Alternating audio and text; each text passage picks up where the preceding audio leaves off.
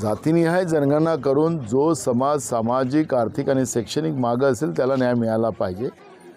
पण याच फडणवीसच्या सरकारने मागच्या काळात त्या मराठा समाजाला फसवलं आणि फसवून आज जे काही महाराष्ट्रामध्ये ओबीसी वर्सेस मराठा करून जो महाराष्ट्र रोज मूळ मुद्द्यापासून त्याला डायव्हर्ट करण्याचं काम जे भाजप करते आहे ते त्यांनी थांबवलं पाहिजे, एवढीच आमची भूमिका आहे। काँग्रेसने केवळ स्वतःचा विचार केला म्हणून ही अवस्था आहे।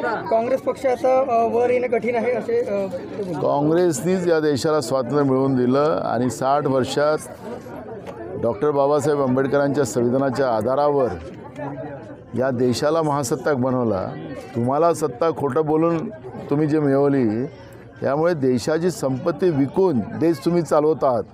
गोर गरिबांना जीएसटी लावून त्यांच्या खिशातले पैसे लुटून आपल्या मूळवर मित्रांना देश लुटून देऊन राहिलेले आहात। गरिबी मोठ्या प्रमाणात या देशामध्ये वाढवणं आणि मूठभर लोकांना श्रीमंत करणं हा देश चालवण्याची पद्धत असेल तर कोण कोणाचा विचार करताय म्हणून आपल्याच गरिबांमध्ये त्यांना झाकून बघा म्हणा, नंतर मग तुम्हाला उत्तर मिळेल।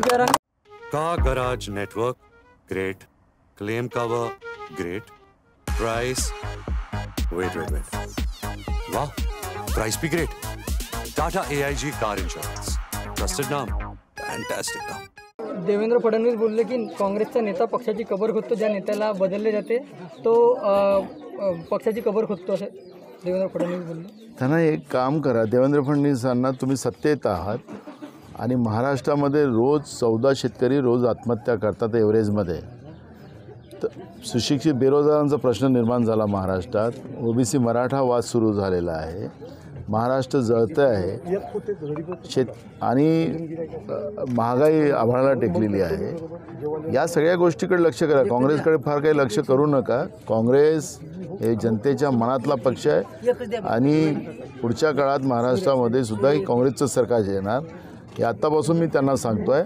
त्यामुळे तुमच्या हातात आज सत्ता आहे, तुम्हाला ती सत्ता वाचवता आली पाहिजे, त्यासाठी जनतेसाठी काम करा।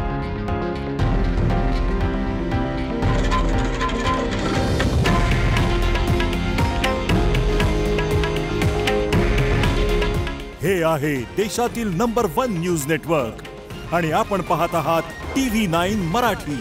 काळजी तुमची, हित महाराष्ट्राचं।